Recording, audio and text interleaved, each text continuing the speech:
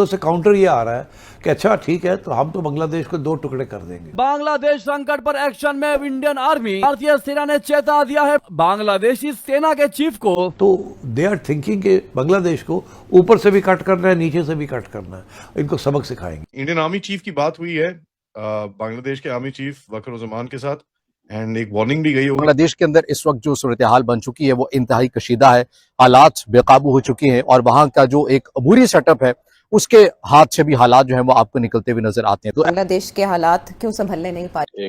there has been a phone call between the Indian Army Chief and the Bangladesh Army Chief कि 48 hours से ऐसा कुछ का ultimatum दिया गया है 2 दिन का, ताकि वो चिकन नेक जो है वो बिल्कुल खुल जाए और वो इंडिया का हिस्सा बन जाए। दूसरा ये है कि नीचे जहाँ म्यांमार के साथ जो बॉर्डर है वहाँ भी काटेंगे। सबसे जो ब्रेकिंग न्यूज आ रही है कि यूएस और कनाडा ने अपने सिटीजन्स को निकल जाने के लिए कहा है इमरजेंसी बेसिस से बांग्लादेश के अंदर से। इमरान खान साहब को और बुशरा बीबी साहिबा को अदालत ने तोशाखाना 2 केस में 17 साल कैद की सजा दी है। तो अब आप देखिएगा कि India will start promoting this philosophy और प्रेशर ऑन बांग्लादेश। बांग्लादेश की साइड से इस वक्त लग रहा है यूनिस के दिन नप चुके हैं और सिर्फ भारत ही नहीं, भारत के बाहर भी जितने भी हिंदूज हैं सब प्रोटेस्ट पर उतर आए। जय हिंद दोस्तों। बांग्लादेश में भारत विरोधी युवा नेता शरीफ उस्मान हादी की हत्या से मृत्यु हो जाने के बाद बांग्लादेश की हालात बहुत जटिल और तनावपूर्ण हो चुका है। इसी पर पाक मीडिया की बेचैनी और वीडियो के अंत में मजीद कुछ ऐसे लीडर्स हैं जिनका नाम लेके इंडियन एनालिस्ट ये कह रहे हैं कि वो भी हमारी हिट लिस्ट पे हैं और उनको भी मार दिया जाएगा, क्योंकि उसके बाद वहां से जो स्टेटमेंट आया है कि भैया we will do everything possible to protect Indian assets. Indian army chief की बात हुई है बांग्लादेश के आर्मी चीफ वकरुज़्ज़मान के साथ, एंड वेयर ऑफ कोर्स यहाँ से कंसर्न तो गया होगा बड़ा क्लियरली, एंड एक वार्निंग भी गई होगी क्योंकि उसके बाद वहां से जो स्टेटमेंट आया है कि भैया we will do everything possible to protect Indian assets. तो एक that is very very clear. Third, the जो ये पूरा ये लोग करने वाले थे, they were supposed to basically take this up to Sunday Monday, जहां पर ये they wanted to drag Usman Hadi का फ्यूनरल, थोड़ा सा वहां पर फर्वर क्रिएट करना था। इतनी जल्दी क्यों खत्म कर दिया इन लोगों ने? इसको तो बॉडी को स्टेट में रखने वाले थे, सब कुछ करने वाले थे। They wanted to do everything possible to right this. Why did they finish it so fast? Let's find out. Fatik भाई नमस्कार। नमस्कार आदि भाई। जी आपने बिल्कुल सही कहा कि एक there has been a phone call between the Indian army chief and the Bangladesh army chief, तो जिसमें बांग्लादेश के जितने सारे यूट्यूबर्स है, चैनल से, वो जो क्लेम कर रहा है कि 48 आवर्स से ऐसा कुछ का अल्टीमेटम दिया गया है 2 दिन का, और बोला गया कि इंडियन एसेट्स को अगर फिर से कुछ हुआ तो India will do whatever is necessary.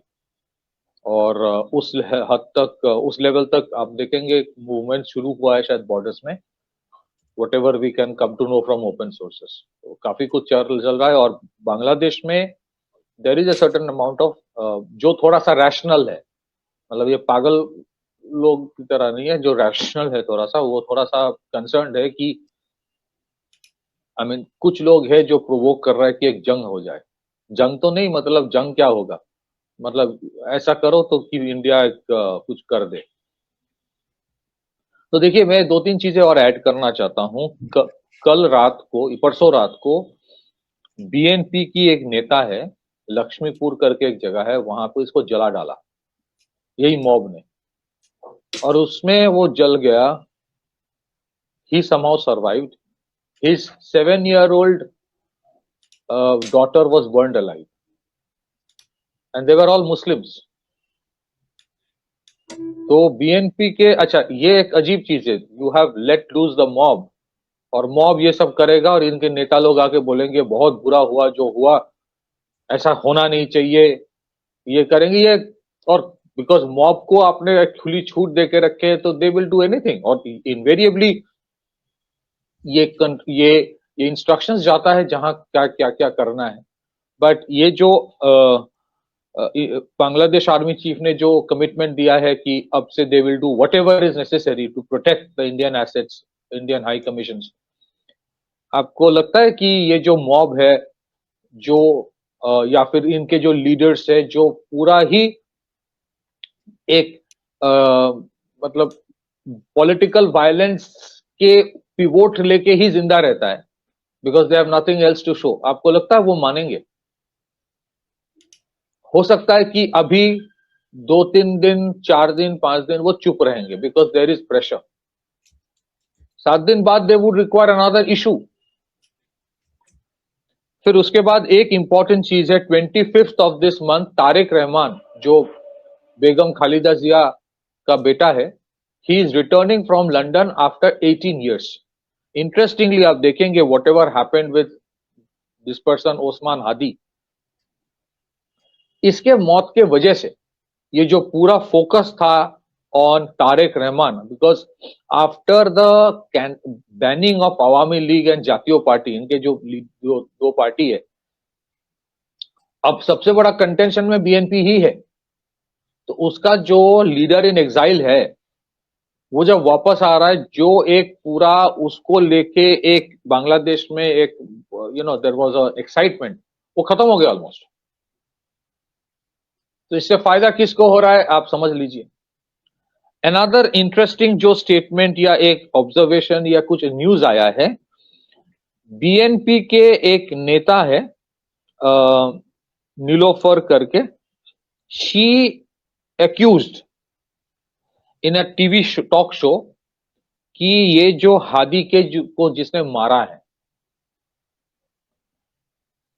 वो पिछले 1 साल से जेल में था, उसको 2 बार बेल मिला.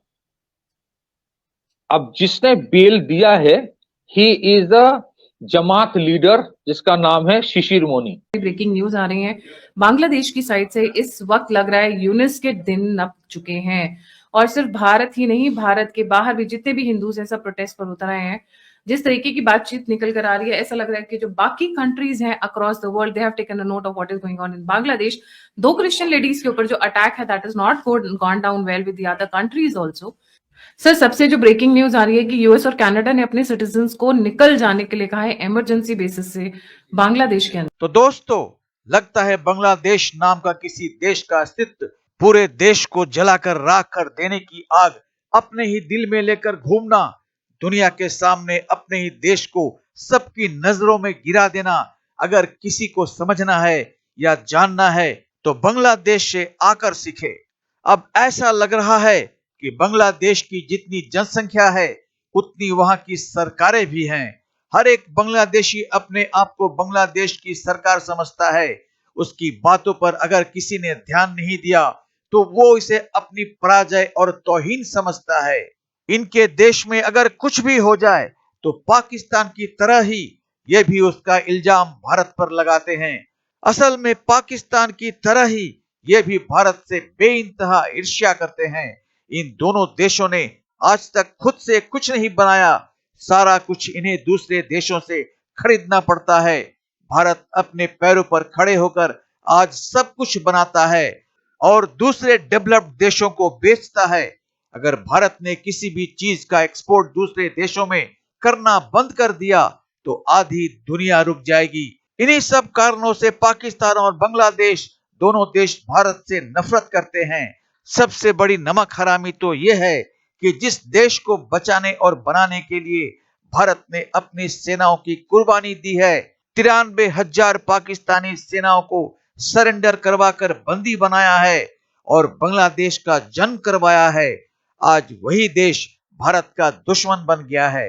इसका सबसे बड़ा कारण है भारत तरक्की के रास्ते पर चलने के लिए आज भी मेहनत करता है और ये दोनों देश बांग्लादेश और पाकिस्तान अय्याशी करने में अपनी शान समझते हैं. तुम्हारे उस्मान हादी की हत्या होती है तो तुम भारत के विरोध में नारे लगाते हो, हमारे एम्बेसी पर पथराव करते हो, आगजनी करते हो. 1971 में तुम्हारे मां बहनों को जिन पाकिस्तानियों ने रेप किया था, आज उसी से फिर एक ही धर्म के होने के कारण दोस्ती कर रहे हो. तो जान लो, फिर से पाकिस्तानी तुम्हारे साथ फिर वही सब करने वाला है. तो मिलते हैं अगली वीडियो में, तब तक जय हिंद, जय भारत.